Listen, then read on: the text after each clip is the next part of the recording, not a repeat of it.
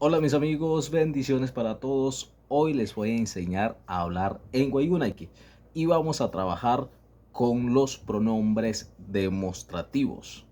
Pero antes, los invito a seguirme, a suscribirse en mi canal de YouTube, a compartir este video y a dejarme un comentario. ¿Usted sabe cuáles son los pronombres demostrativos?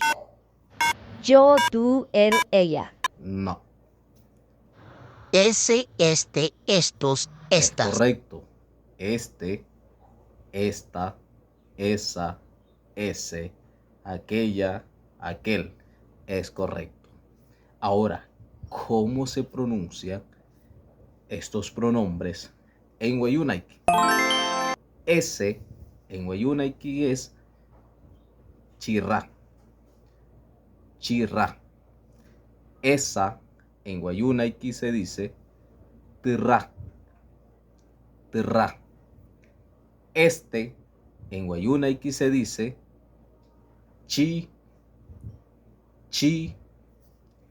Esta en Wayunaiki se dice t, t.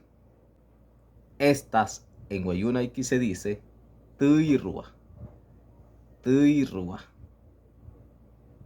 Aquel en Wayunaiki se dice chilla, chilla. Aquella en Wayunaiki se dice tía, tía.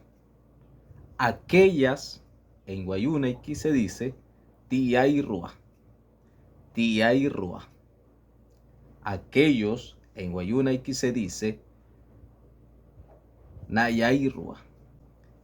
Estos y estas en Wayunaiki se dice tuirua, tuirua.